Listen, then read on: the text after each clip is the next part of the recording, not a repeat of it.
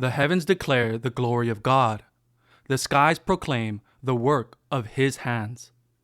For most of my life, I dismissed astrology, horoscopes, zodiac signs, and birth charts as nothing more than outdated superstition with no real basis in reality.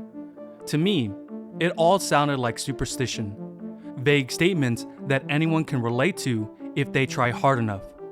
But the deeper I went into ancient history, the more my perspective started to change. Because the same civilizations that built pyramids, aligned temples with solstices, and encoded the heavens into stone were not staring at the sky for entertainment. They were not looking up because they were bored. They were looking up because they believed the sky was a map, a clock, a sacred blueprint. They believed the movement of the heavens revealed something about time, civilization, and the human soul. And the more I studied the ancient world, the more I began to wonder, what if they were not completely wrong? What if astrology, before it became newspaper horoscopes and personality memes, was a part of something much older? Not fortune telling, not superstition, but a symbolic language of time. A way of reading the movements of the cosmos and understanding how those movements reflected the rise and fall of human consciousness. That is where we go in this episode. Welcome back to the third narrative.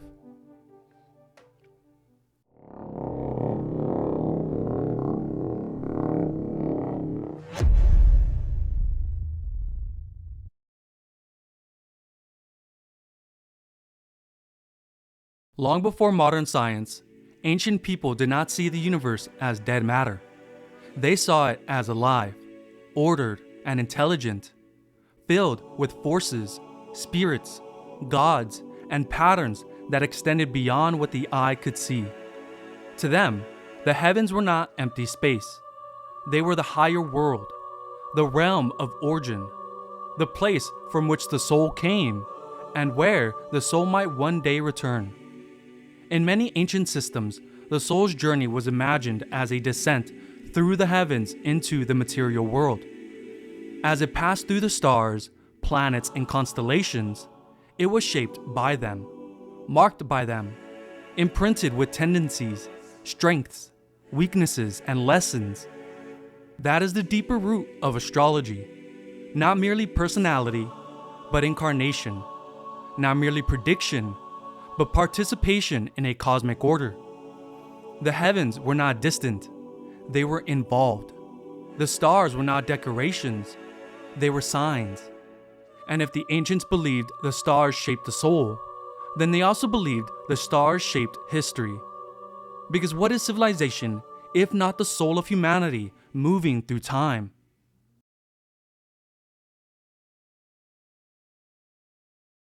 As we have seen throughout this series, human beings have been watching the sky for a very long time.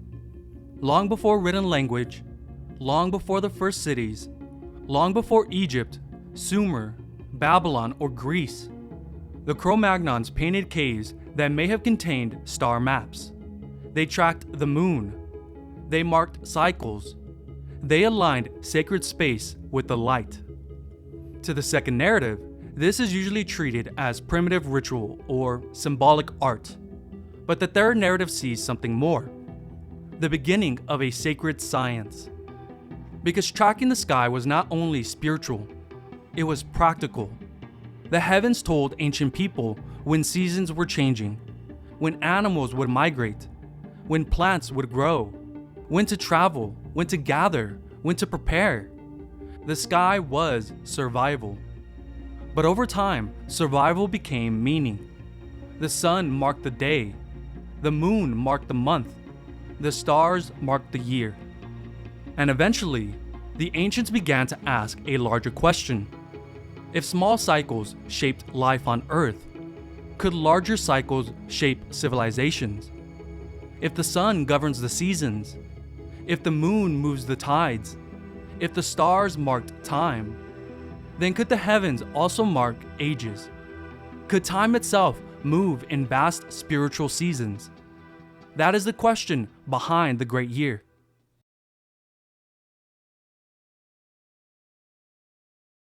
Modern people tend to think of time as a straight line. The past behind us, the future ahead of us, and progress is moving forward. But the ancient world often saw time differently. To them, time moved in cycles, day and night, new moon and full moon, summer and winter, birth, death, and rebirth. Civilizations rose, civilizations fell, ages began, ages ended. Then the wheel turned again. And this does not mean everything repeats exactly. A spiral is not a circle. A circle returns to the same point, but a spiral returns to the same pattern at a different level. That is the ancient view of time. Not a flat loop, but a living rhythm. As above, so below. The heavens turn, the seasons turn, the soul turns, and civilizations also turn. And across the ancient world, we find the same idea preserved in different forms.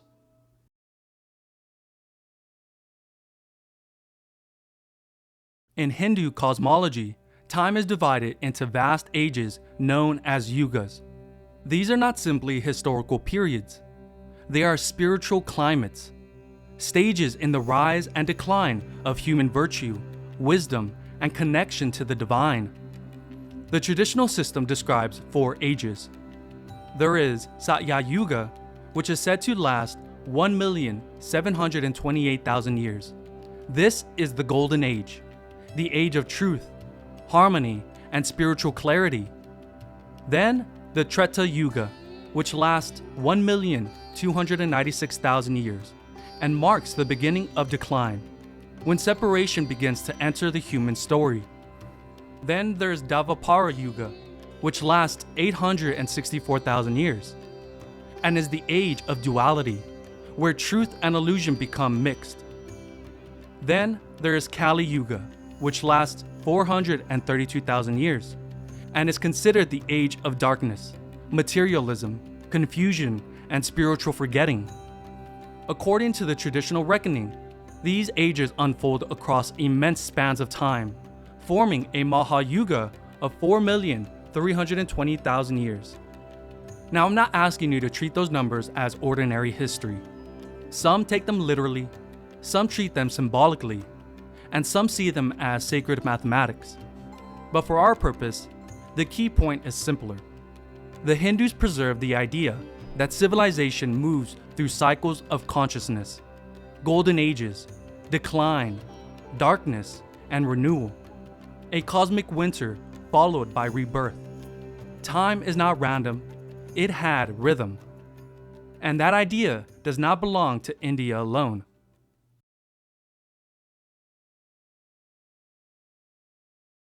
Across the ocean, in the ancient Americas, the Maya preserved another great system of cyclical time, the long count calendar.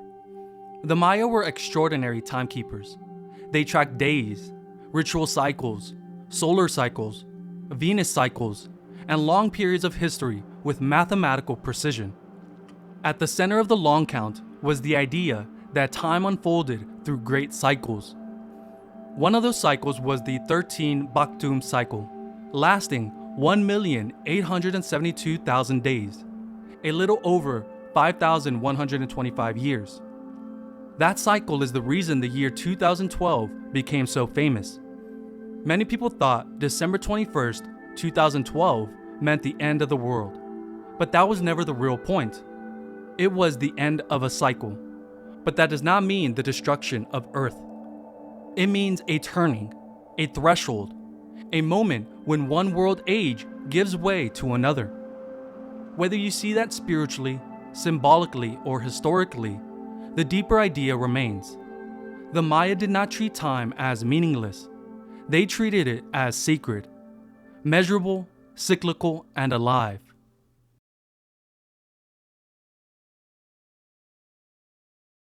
Now step back. The Hindu sages described vast ages of spiritual rise and decline. The Maya tracked great cycles of time, ending and beginning again. Different continents, different languages, different symbols, but the same basic idea. Humanity moves through cycles.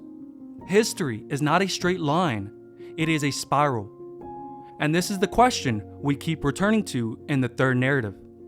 How did ancient cultures, separated by oceans, preserve such similar ways of thinking about time? Were they all independently arriving at the same truth by watching the sky?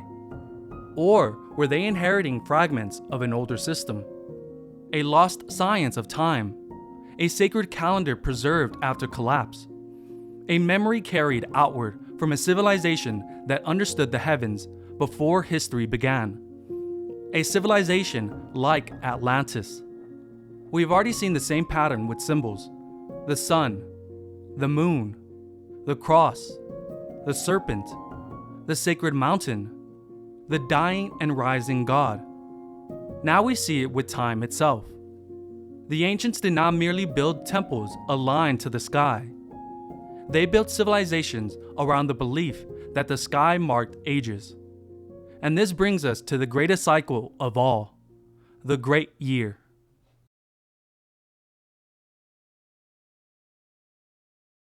To understand the Great Year, we have to look at how the Earth moves through space. First, the Earth rotates on its axis once every 24 hours. That gives us day and night. Second, the Earth revolves around the Sun once every year. That gives us the seasons. But there is a third motion, much slower and almost invisible within a single lifetime. The Earth's axis slowly wobbles like a spinning top. This is called axial precession. Modern astronomy explains it as the gravitational pull of the Sun and Moon acting on Earth's equatorial bulge. Over time, this slow wobble causes a celestial pole to trace a great circle in the sky. It also causes the equinox points to drift backwards through the constellations. The full cycle takes roughly 26,000 years. But in esoteric traditions, this is often rounded to 25,920 years. That is the Great Year. And this number becomes the foundation for the Zodiac Ages. Let's break down how they got it. It is believed that ancient civilizations used two types of calendars. A secular calendar, which is based on the solar year of 365 days, much like the one we use today. And a sacred calendar, based on a perfect circle, 360 days, just like the 360 degrees of a circle. Why 360? Because they believed time was cyclical, and just like a circle, it could be broken into degrees. But here's the twist.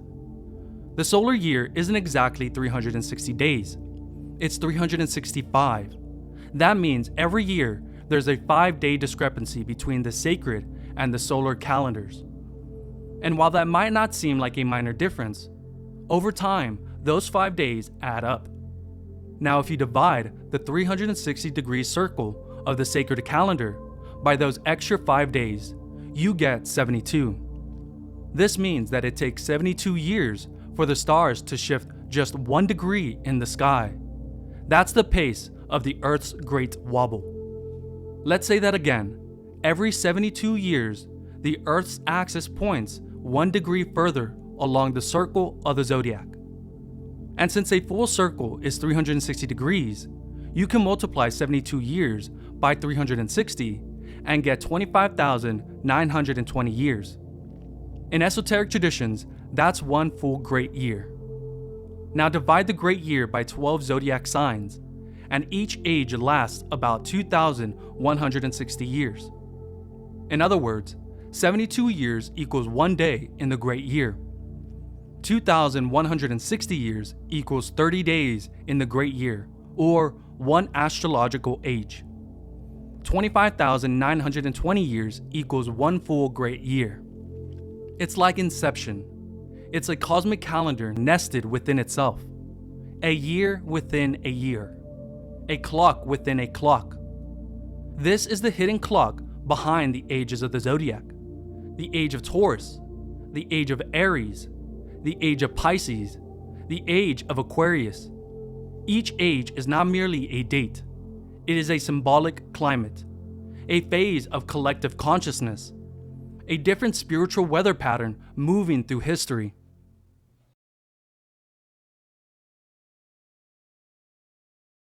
Here is why this matters. As the Earth slowly wobbles, the background stars behind the equinox shift. Over thousands of years, the sun rises against different constellations at the spring equinox. To the ancient mind, that was not just astronomy, it was meaning. The sun, the great symbol of divine light, was being clothed in a different sign, a different archetype, a different cosmic language. And if the sun is the visible symbol of divine power, then the constellation behind it becomes the mask that power wears during each age. In Taurus, the bull becomes sacred. In Aries, the ram. In Pisces, the fish. And in Aquarius, the water bearer.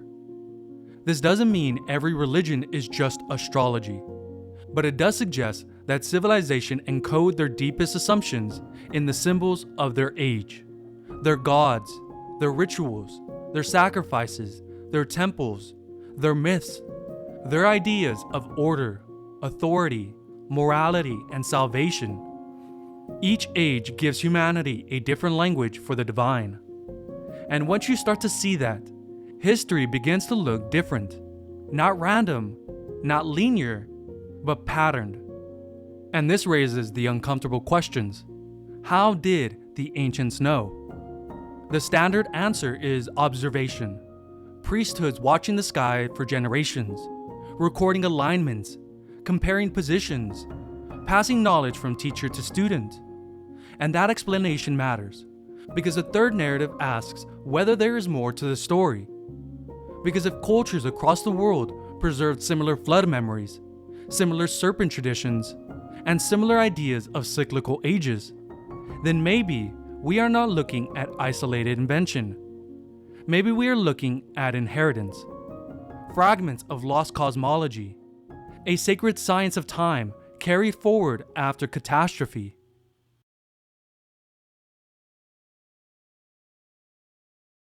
This is why 25,920 matters, not because the number itself proves Atlantis, but because it gives us the structure.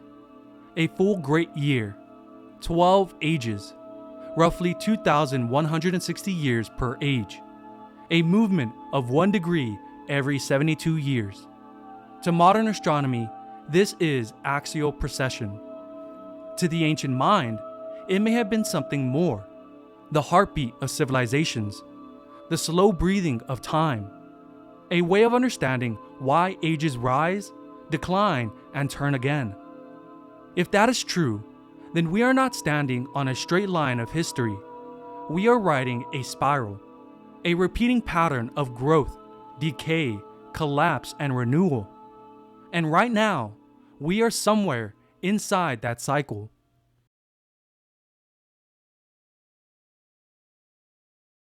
So what have we found out?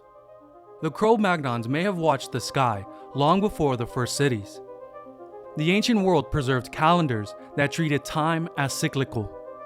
Hindu cosmology described ages of spiritual rise and decline. The Maya tracked great cycles of creation and renewal. And axial precession gives us a real astronomical cycle of roughly 26,000 years. A celestial rhythm later interpreted through the Zodiac Ages. The second narrative sees calendars. The third narrative sees a blueprint. Not proof that the stars control everything. Not proof that human beings have no free will. But a map of symbolic time. A way of understanding history as rhythm, civilization as seasons, and consciousness as something that rises and falls with the ages. This is why the great year matters. Because if the ancients were right that time moves in cycles, then the past is not dead. It is a pattern. And if we can read the pattern, we may begin to understand where we are and where we are going. In the next episode, we move from the great year to the zodiac itself, not as a personality game, but as a symbolic clock face of the ages.